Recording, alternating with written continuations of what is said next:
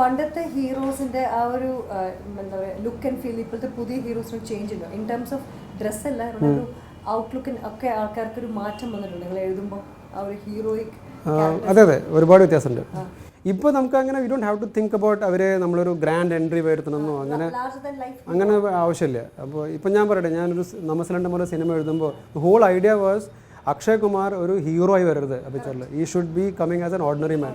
നമ്മൾ ഇങ്ങനത്തെ ചെയ്യും ജീവിതത്തിൽ അങ്ങനത്തെ മൂപ്പർക്ക് ചെയ്യാൻ പറ്റണം അതായിരുന്നു. അതുകൊണ്ട് അങ്ങനെ ഇപ്പോഴത്തെ ഹീറോസിന് അങ്ങനെ പ്രശ്നമില്ല. അതേ സമയത്ത് ആ സിനിമയുടെ ടോൺ പോലെ ഇരിക്കും. സിംഗ് ഇസ് കിങ് വരുമ്പോൾ കുറച്ചും കൂടി അതിനൊരു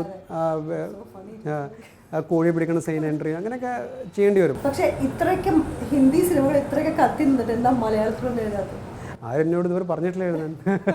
ആരെങ്കിലും വിളിച്ച് മലയാള സിനിമകൾ കാണാറുണ്ട്? ഓ ധാരാളം കാണാറുണ്ട്. ഞാൻ പണ്ടും കണ്ടു. എനിക്കധികം ഞാൻ പണ്ടൊന്നും കുട്ടിക്കാലത്ത് മലയാളത്തിൽ അത് വലിയ താല്പര്യം ഉണ്ടായിരുന്നില്ല. പിന്നെ എൻ്റെ ഒരു അമ്മാവനോടും ബലാചന്ദ്രൻ്റെ പിക്ചറെ കാണാൻ പറഞ്ഞു. അപ്പോൾ അങ്ങനെ ഒരു അങ്ങനെ കുറേ അത് തമാശകളല്ല ആ തമാശയെ കണ്ട് അങ്ങനെ കുറച്ച് ഇൻട്രസ്റ്റ് കൂടി. എൻ്റെ ഏറ്റവും ഇഷ്ടപ്പെട്ട പിക്ചർ ടേബിൾ പ്ലാനറ്റാണ് ഇപ്പോഴും.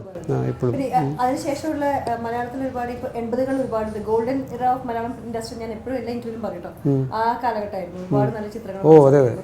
പക്ഷെ അതിനുശേഷം ഇപ്പൊ ഇതും ഈ ലാർജർ ദാൻ ലൈഫ് ഹീറോസ് വന്നത് ഇപ്പോഴാണല്ലോ. ഓക്കെ മലയാളത്തിൽ അങ്ങനെ സിനിമകൾ കാണാമല്ലോ ടി വിയിലെങ്കിലും ഇങ്ങനത്തെ ഈ ആറാം തമ്പുരാൻ അടിയിടിയോ.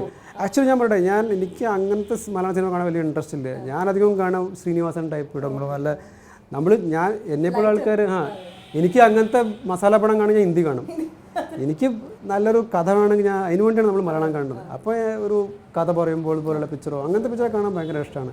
പക്ഷേ ഇപ്പോൾ വരുന്ന ഒരുപാട് പിക്ചറുകൾ ഇൻക്ലൂഡിങ് മോഹൻലാലിൻ്റെ പടങ്ങളൊക്കെ ഐ ഫൈൻഡ് ദം കുറച്ച് ബുദ്ധിമുട്ടാണ് കാണാൻ. അതായത് ചില മലയാള സിനിമകളൊക്കെ ഇപ്പോൾ ഹിന്ദിയിലേക്ക് റീമേക്ക് ചെയ്യുന്നത് ചിലതൊക്കെ ആദ്യകാലത്ത് ഇപ്പോൾ പ്രിയദർശനാണ് മെയിനായിട്ട് അത് ഒരുപാട് ചെയ്തത്. ഇപ്പോൾ ഞാൻ അദ്ദേഹത്തോട് ചോദിച്ചിട്ടുണ്ട് ആദ്യകാലത്ത് ചെയ്യുമ്പോൾ ചിലപ്പോൾ അതേ മലയാളം സെറ്റപ്പ് ഹിന്ദിയിലേക്ക് ഒരു ആക്സെപ്റ്റ് ചെയ്യുന്നില്ല. For example ഹൽച്ചൽ.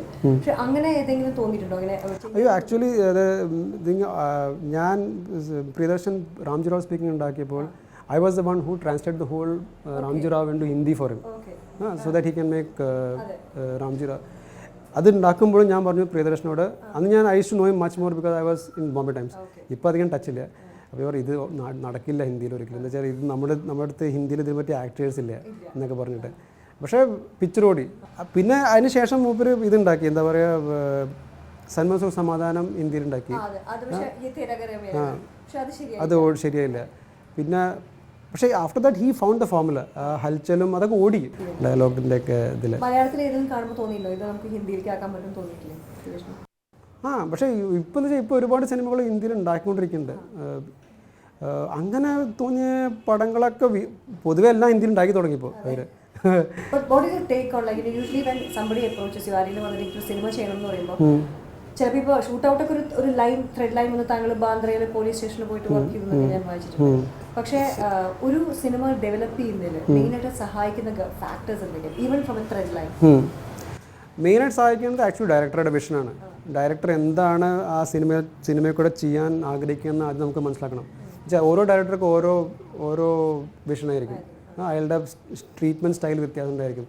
ഇപ്പോൾ ഒരു ഷൂട്ട് ഔട്ട് ഉണ്ടാക്കുന്ന ആളും സിംഗിങ് ഉണ്ടാക്കുന്ന അയാളുടെ കംപ്ലീറ്റ് അപ്രോച്ച് ഡിഫറെൻ്റ് ആണ് സിനിമയിലേക്ക്. അപ്പോൾ ആദ്യം അത് മനസ്സിലാക്കിയിടണം അത് എങ്ങനെയാണ് അയാളുടെ അപ്രോച്ച്, എന്ത് തരത്തിലുള്ള സ്റ്റോറി നമ്മൾ പറയാൻ പോകണം, എത്രത്തോളം നമ്മളത് മെയിൻ സ്ട്രീം ഇതിലേക്ക് പോകുന്നു, or are we able to go straight with the story, അങ്ങനെയൊക്കെ നോക്കേണ്ടി വരും. അപ്പോൾ അധികം ഡയറക്ടറുടെ എന്താണ് മെയിൻ ആയിട്ട് ഐഡിയ. അപ്പോൾ ഞാൻ ആദ്യം എൻ്റെ മെയിൻ തിങ് ഡിസ്കഷനാണ് ഡയറക്ടറായിട്ട്. എന്താണ് നിങ്ങൾ പ്രതീക്ഷിക്കുന്നത്, what is that you want in this movie എന്നാണ്.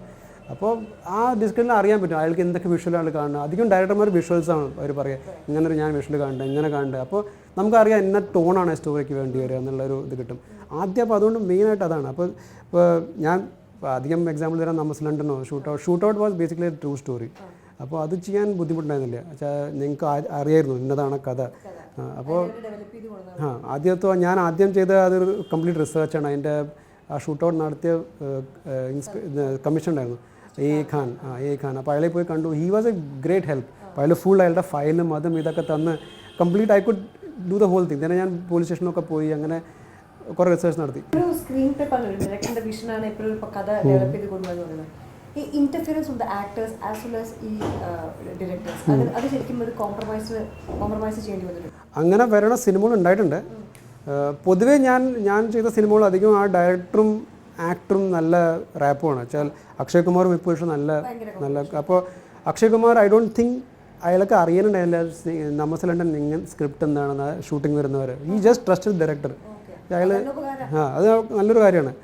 അതേസമയത്ത് ഞാൻ പേര് പറയില്ല, പക്ഷെ അങ്ങനെ ഒരു പിച്ചുണ്ടായിട്ട് വേറെ അവിടെ എല്ലാ ആക്ടർമാരും പറയണ്ടായത് എനിക്ക് അങ്ങനെ ചെയ്യണം, ഇവൻ ഒരുപാട് അടി നടത്തുന്നുണ്ട്, എനിക്കും ആക്ഷൻ ചെയ്യാനൊന്നും കിട്ടുന്നില്ല, അപ്പോൾ അവന് ആക്ഷൻ കൊടുത്തിട്ടുണ്ട്. അങ്ങനെ പല കോംപ്രമൈസ് ചെയ്ത സിനിമ ഉണ്ടായിട്ടുണ്ട്. ആ സിനിമ പിന്നെ സ്വാഭാവികം പൊട്ടും.